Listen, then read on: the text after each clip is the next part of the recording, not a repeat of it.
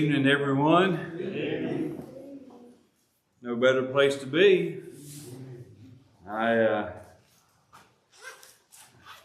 Patsy went down and got the boys this morning, and we've had them all day, or she's had them all day. I've been working about all day, and my nephew Paul's in, and his daughter, so they've had them all three, and I think they've off and on. They've been, you know how kids are. They're fighting one minute and all playing together the next. So it's been happening quite a bit with today. And I said, well, church time's rolling on. She said, I am not taking these down to church. I think they done got on her nerves and ready to pull her hair out. So I think she'll be all right tonight. And when I left, Jerry and all of them, several at the house, and I think they were all pretty tired. That trip up here and staying in a strange bed, you know how it is. When you don't stay in your bed, you don't sleep as well. So it's all right. Revelations chapter 4. Revelations chapter 4. And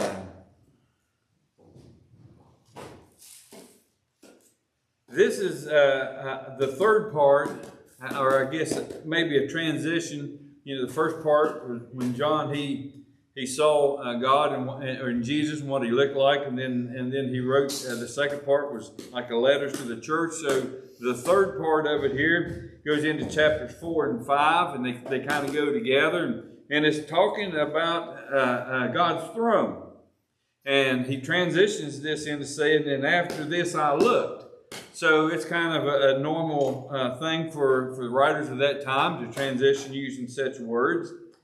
And he said, and behold, a door was opened in heaven, and the first voice which I heard was as it were a trumpet talking with me, which saith, Come up hither, and I will show thee things which must be hereafter. So this part is detailing of God's throne, but also talking about things that will happen. These things have not happened yet, but I feel that there soon will be happening. I guess is a way to describe it. But he's talking about him coming up, and you know, there was other times that God called like Moses up to come up on the mountain, or saw him, and they told him to come up on Mount Sinai after they come up out of the land of Egypt. So a lot of this, if you're looking at this, you can go back into Elijah or some of the writings of the prophets of the Old Testament. Ezekiel, it really has a lot of this same type of in it that goes back and forth. And I wrote some of that out, but then I left my notes at the house, still on the tablet that I was writing them out in. Some scriptures across over, but I may still try to maybe refer to some of those, and we'll take a look at some of those as well tonight. But he's having him to come up. He wanted to show him the voice that came out was of course God, and he's inviting him to come up. And he says, and immediately I was in the Spirit. And was set in heaven, and one sat on the throne. And of course, I believe that was God that was sitting on the throne. And he has John to come up, and he has some things he wanted us to look at. Now, there was a lot of things of this time. There was a lot of people that, and even different religions, and even in some of the Israelites. Had visions of heaven and different visions and stuff, but John has one here that we see recorded, and he's talking about the throne, and he says, and he sat, and he that sat was to look upon like a jasper and a sardine stone, and there was a rainbow around about the throne in sight like an emerald. So these are all precious stones, of course, that he's referring to here. Stones that they trade with, and stones that the elite or very rich of the time would wear these stones. a lot of the same stones they wear today as being very precious. And and sought after. So he could see this as such a beautiful place. These precious stones and so the throne and the scene around him was something very, very precious. And he says, and around about the throne were 24 seats, and upon the seats I saw 24 elders sitting, clothed in white raiment, and they had on their heads crowns of gold. Now, if I can, we can go back and you can see. Let me see if I can find that reference here real fast here. 1 Chronicles 24. If you go back to 1 Chronicles 20, chapter 24, and it starts in the 7th verse, and you see where they took the Levites, which was the ones that was to look over the temple. They split those Levites into 24 groups. 24 individuals that was responsible for the upkeep and taking care of the temple. They was the ones that was responsible for the ceremonies, for the sacrificial of the animals. They were the ones that was responsible for. So a lot of the writers believes that the 24 refers to those 24 that was that represents that tribe. But there's also some writers, I've read a commentary that also said that a lot of people believes that represents the 12 tribes of Israel or of Judah and the 12 apostles that Jesus taught his disciples, plus 2 apostles. So there's a lot of different theories, as it is with a lot of revelations. You know, it's not clear. A lot of it is metaphors. A lot of it is spiritual minded. So it's open to a little bit to interpretation. But there is 24 of these elders that sat around the throne. And in the white raiment, of course, it represents what we are supposed to do. We are to keep our robes white and spotless. And also at that time, a lot of the religious leaders, when they conducted ceremonies, they did it in white robes or white garments. And we still see a lot of that today. There is a lot of churches that the pastors of the United Methodists is one of those, and Episcopalians is one of them, Catholics is one of them. There's several of those that when they're up front, a lot of the priests or the pastors will wear a white raiment of some kind to represent the purity that we're supposed to have. So we can see a lot of that even through today. But they're all there. They're dressed in their white raiment. And they said that they had crowns upon their heads.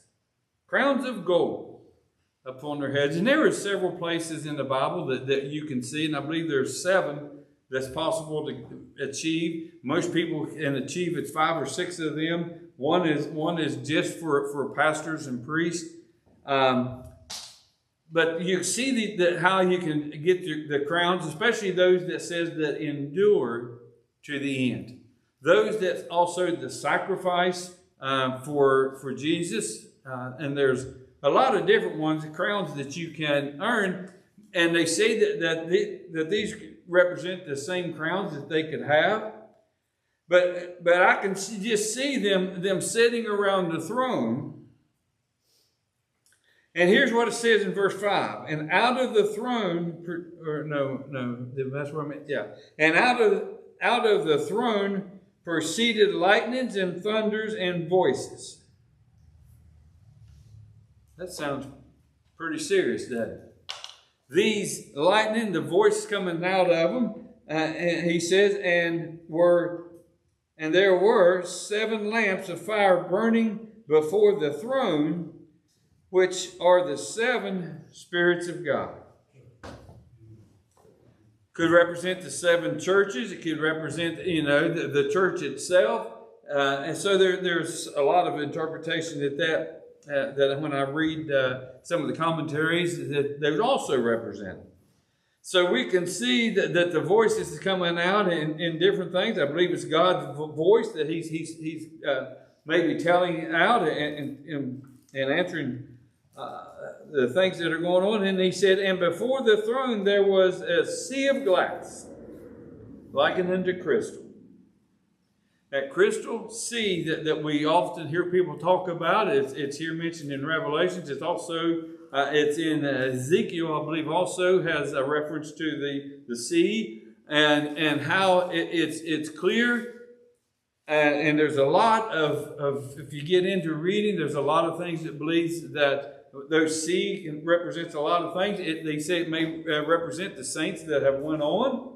It may be that sea of glass, of the white raiment that they have. And so there's a lot of different interpretations of what that sea that he saw may be a sea of saints and of those that went on. I read something that's kind of interesting there.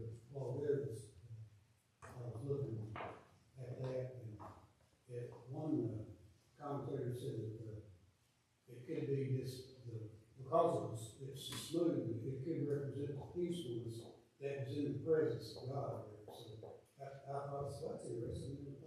That is. That's a good one. I don't believe I'd never thought of that one either. It could be the very peacefulness of God in His presence. He says, and in the midst of the throne and around about the throne were 4 beasts full of eyes before and behind.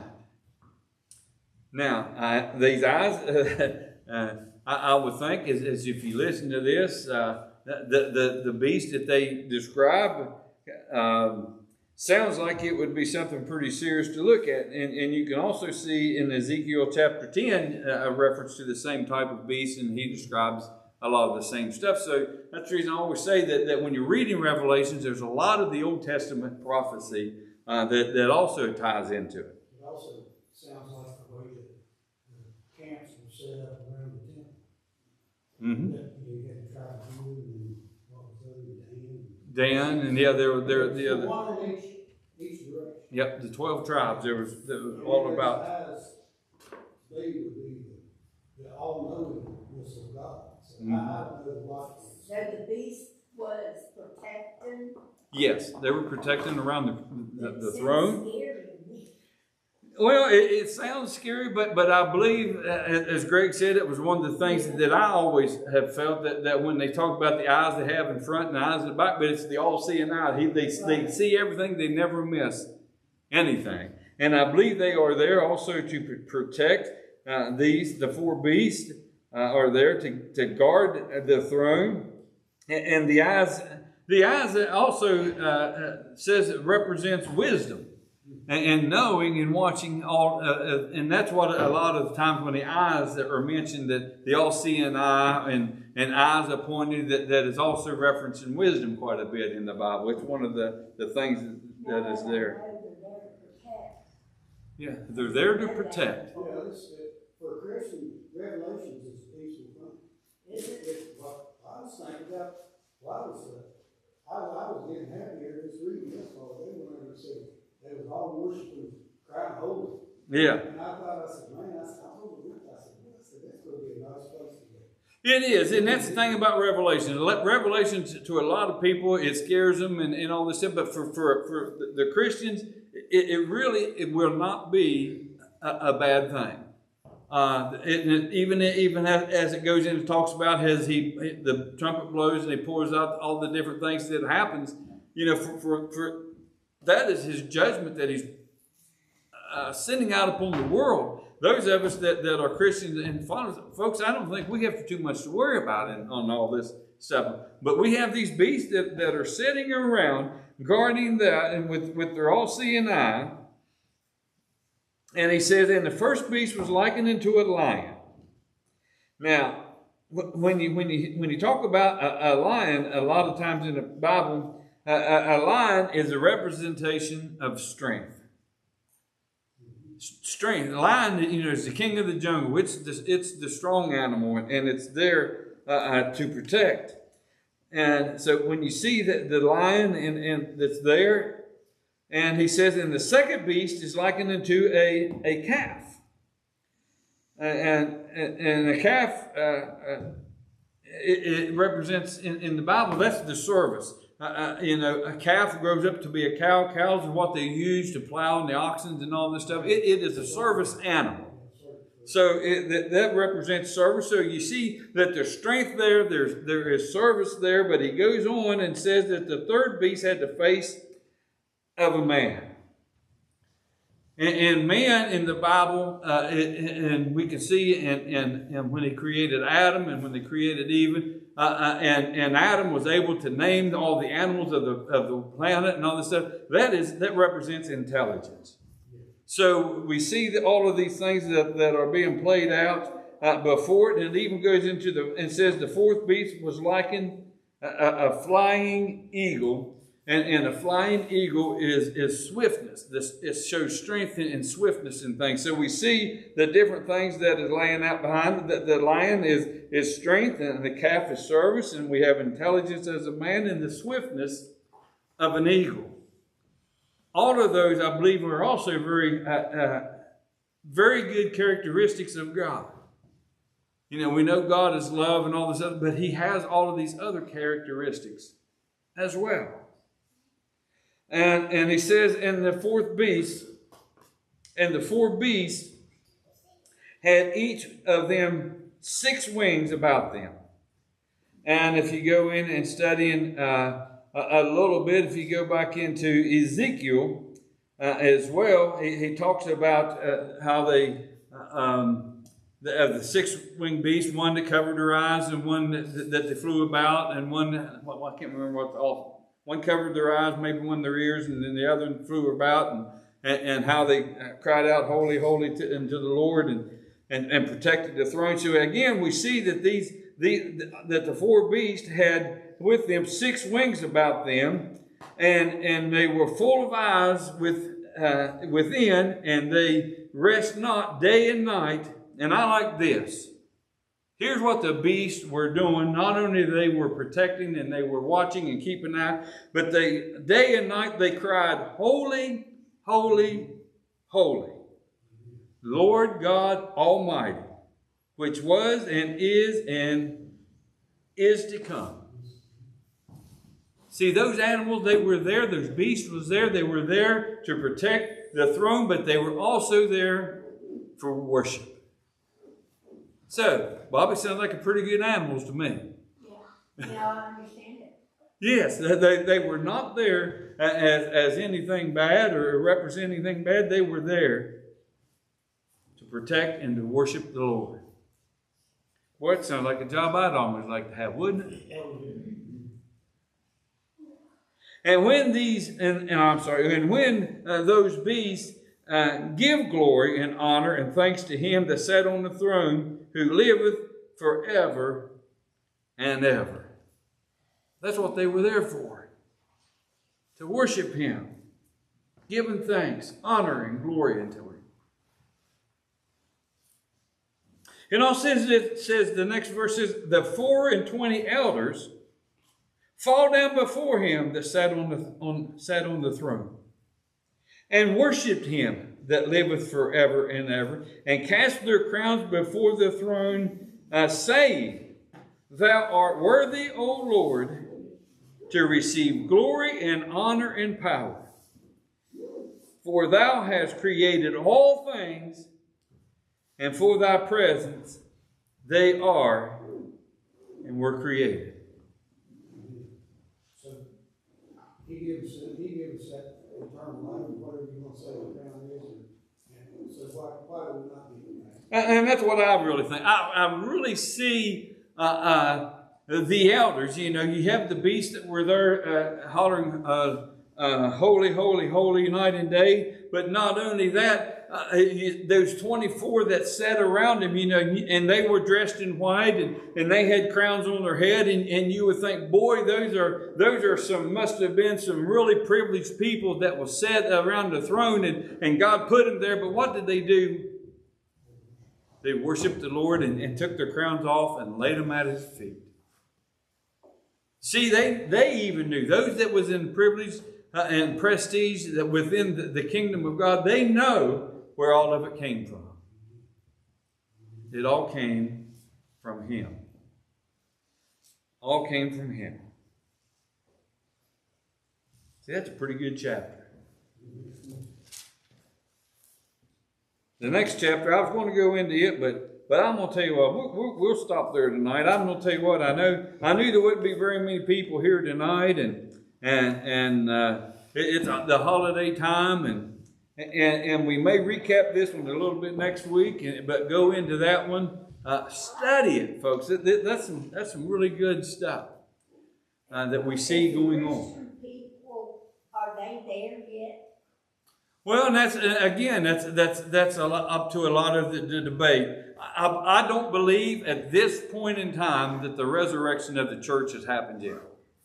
I think this may be going on in heaven. It may be something that happens at a future date, because he says at the beginning that this must come shortly to happen. So it acts like maybe this has not happened yet. Some says that the sea that is before him is the saints that has come in, that represents the sea. But I think we get over here a little bit further, we'll see the multitude of those coming in. So I don't believe that they're there yet at this happening. So just to be continued. We'll hang on to it and we'll see what happens. Does anyone have anything before we dismiss? Listen. All the time.